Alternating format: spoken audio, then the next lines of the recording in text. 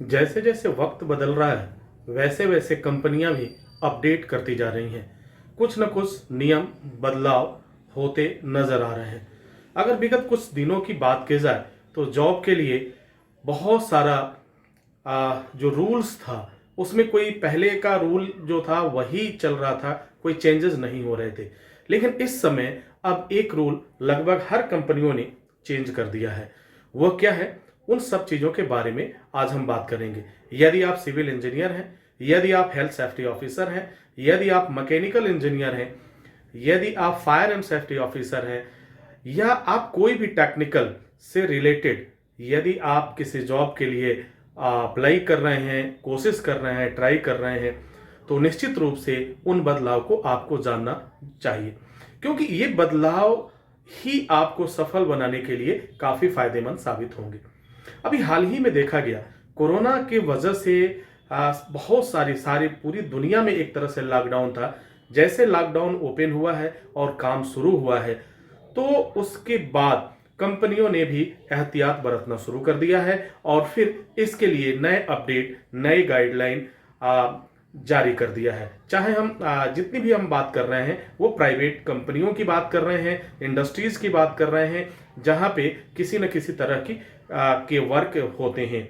अगर हम बात करें कंस्ट्रक्शन कंपनी की, यदि हम बात करें हाईवे की, अगर हम बात करें रोड कंस्ट्रक्शन की, अगर हम बात करें मल्टी स्टोरी बिल्डिंग की, तो ये जितने भी वर्क हो रहे हैं वहां पर, इसके अलावा भी बहुत सारे वर्क चल रहे हैं, वहां पे कंपनियों ने एक बदलाव किया है कि अगर आपके पास फर्स्ट एड की जानकारी है और आपको सेफ्टी से रिलेटेड अवेयरनेस का प्रोग्राम आपने लर्न किया है, आप उससे वाकिफ हैं, तो ही आपको वह जॉब के लिए क्या कर रही हैं, ऑफर कर रही हैं या फिर हायर कर रही हैं।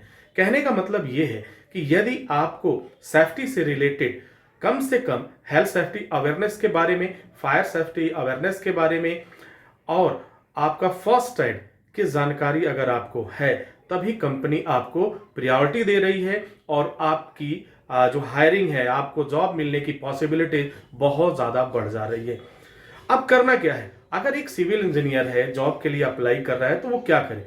तो उनको करना क्या चाहिए, जो इस समय का सिचुएशन चल रहा है, मैं जितनी भी बात कर रहा हूँ, मल्टीनेशनल कंपनी की बात कर रहा हूँ, एमएनसी की बात कर रहा हूँ, जो छोटे मोटे जो इस तरह की कंपनियां हैं, उसमें अभी भी इस तरह के रूल्स फॉलो नहीं हो रहे हैं। उनका एक अपना रूल है, वो उनका एक अपना तरीका है, उस तरीके से वो अपना काम कर रहे हैं।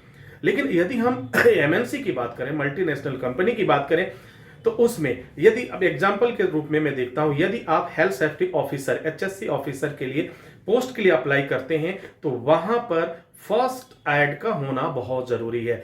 जी हां, आप कोई भी कोर्स कर लीजिए, लेकिन अगर फर्स्ट एड आपके पास नहीं है तो फिर थोड़ी सी परेशानियों का सामना करना पड़ सकता है, क्योंकि फर्स्ट एड की जानकारी होने का मतलब क्या है कि आपको अवेयरनेस की जानकारी है। क्योंकि एक आंकड़ा आया, अभी संयुक्त राष्ट्र संघ ने 2019 में एक आंकड़ा जारी किया था, एक डेटा जारी किया था कि फर्स्ट एड के अभाव में कम से कम लाखों नहीं करोड़ों लोगों की मौत हर साल हो जाया करती है।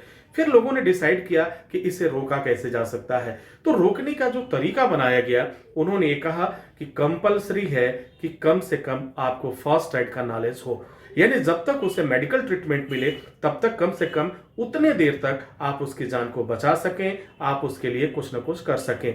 सो जॉब की लिहाज से अगर देखें तो फर्स्ट एड का कोर्स आपके लिए बहुत ही जरूरी है। यदि आपने कोर्स कर लिया है और फर्स्ट एड का कोर्स नहीं किया है, तो मेरा एक सजेशन होगा कि आप फर्स्ट एड की जानकारी जरूर कर लें, जो कहीं ऐसा ना हो कि आप जॉब के लिए अप्लाई करें और फिर यह कह करके आपको वापस किया जाए कि आपको फर्स्ट एड की जानकारी नहीं है। हमारे जॉब प्रोफाइल में था, हमने जो रिक्वायरमेंट अनाउंस किया था उसमें हमने फर्स्ट एड की के मेंशन किया था, लेकिन आपके सर्टिफिकेट में तो अवेलेबल ही नहीं है।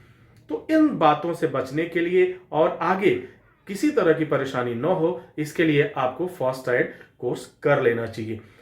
First aid. अब बारी आती है सिविल इंजीनियर्स की। यदि आप सिविल इंजीनियर हैं और आप जा रहे हैं, तो क्या आपको भी फर्स्ट एड करने की जरूरत है? जी हाँ, अगर मैं बात करूं तो आपको भी फर्स्ट एड की जानकारी होनी चाहिए, हेल्थ सेफ्टी अवेयरनेस के बारे में जानकारी होनी चाहिए। अगर ये है तो आपकी सैलरी भी बेहतर हो जाती है और आपकी हायरिंग भी मतलब बेहतर तरीके से हो पाती है, वहां पे आपकी पॉसिबिलिटीज बढ़ जाती है।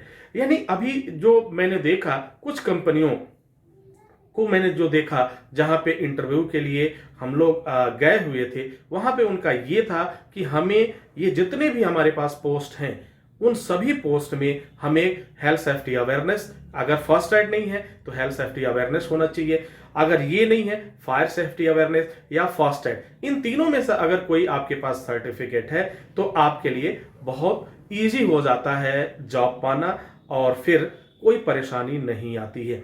अब बात आती है कि आप ये उन लोगों के लिए, क्या जो पुराने लोग हैं जो पहले से वर्क कर रहे हैं, क्या उनके लिए भी जरूरी है? जी हाँ, अगर जो पुराने लोग हैं काफी दिनों से जो जॉब कर रहे हैं उनके लिए कोई जरूरी नहीं है, उनके लिए इस बात का कि आपके को ये सीखना चाहिए। लेकिन हाँ, कंपनी अब खुद ऑर्गेनाइज कर रही है, वहां फर्स्ट एड की ट्रेनिंग भी दिला रही है और फिर सेफ्टी अवेयरनेस के लिए, हेल्थ सेफ्टी अवेयरनेस के लिए भी ट्रेनिंग ऑर्गेनाइज कर रही है। तो आप वहां भी उन लोगों के लिए जो एक्सपीरियंस होल्डर हैं, जो कहीं जाकर सीख नहीं पाएंगे और उनके पास टाइम का अभाव है, कंपनी उन्हें छोड़ना नहीं चाहती और फिर उनके ऊपर एक प्रेशर नहीं देना चाहती। लेकिन ये सारी बातें जो क्राइटेरिया है ये उन लोगों के लिए हैं जो बिल्कुल फ्रेशर कैंडिडेट हैं। यदि आप फ्रेशर कैंडिडेट हैं तो आपको फर्स्ट एड की जानकारी जरूर ले लेनी चाहिए।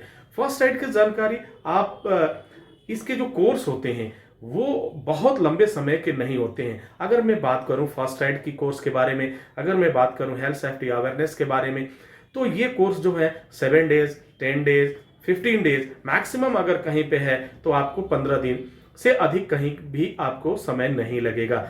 आप इस कोर्स को ऑनलाइन भी अप्लाई कर सकते हैं, लेकिन ये जो वर्कशॉप होता है, जो इसकी ट्रेनिंग होती है, वर्कशॉप ट्रेनिंग होती है जो फर्स्ट एड के लिए, उसमें कोशिश आप करिए कि जरूर हम उसमें शामिल हो सकें, उसमें पार्टिसिपेट कर सकें ताकि आपको बेहतर जानकारी हो पाए। होता क्या है, फर्स्ट एड की बहुत से ऐसे लोग सामने आते हैं, मिलते हैं, जिनके पास सर्टिफिकेट तो है लेकिन उसके बारे में जानकारी नहीं होती है। पिछली कुछ इंटरव्यूज की अगर मैं हवाला दूं और मैं बात करूं तो वहां पे हमने पाया कि फर्स्ट एड के सर्टिफिकेट तो अवेलेबल है लेकिन उसके बारे में उन्हें किसी भी तरह की कोई भी जानकारी नहीं थी। कम से कम आपको इतनी जानकारी तो होना ही चाहिए कि आपातकाल की स्थिति में, इमरजेंसी सिचुएशन में आपको क्या करना चाहिए। आपातकाल, सपोज करिए कि आप किसी साइट पर हैं और साइट मेडिकल फैसिलिटीज जो आपको मिलने वाला है उससे काफी दूरी पर है, यानी आपको डॉक्टर की सेवा या मेडिकल की सेवा वहां से 50 किलोमीटर दूर आप मिल सकती है, लेकिन आपकी साइट जो है वो वहां से 50 किलोमीटर की दूरी है। सडनली अगर किसी के साथ कोई इस तरह की दिक्कत आती है, उसके साथ किसी को चोट लग जाती है, किसी को इंजरी हो जाती है, तो उस समय आप क्या करेंगे? अगर तत्काल उसे कोई ट्रीटमेंट नहीं दिया गया, अगर तत्काल इसके लिए कोई उपाय नहीं किया गया, तो यह देखा गया है कि उस व्यक्ति की जान जाने की पूरी पॉसिबिलिटीज बन जाती है। तो और ये आंकड़े भी कहते हैं, हमारे जो यूनाइटेड नेशंस के जो आंकड़े आए, जो डेटा आए, जो सर्वे के आधार पर दिया गया, तो लाखों नहीं करोड़ों की संख्या में लोगों की मौत हुई है फर्स्ट एड सही समय पर न मिल पाने की वजह से। तो my dear students and my dear friends, आपको फर्स्ट एड की जानकारी जरूर कर लेनी चाहिए, जो आपके लिए काफी बेनिफिशियल होगा, काफी फायदेमंद होगा आपके जॉब के लिए। जैसे ही आपकी जॉब प्रोफाइल जाएगी और उसमें मेंशन होगा कि आप हेल्थ सेफ्टी अवेयरनेस, अगर सिविल इंजीनियर है तो हेल्थ सेफ्टी अवेयरनेस का आपने किया है, तो आपकी जो प्राथमिकता होगी, आपकी जो प्रायोरिटी होगी वह पहले स्थान पे होगी, यानी कंपनी आपको पहले हायर करना पसंद करेगी।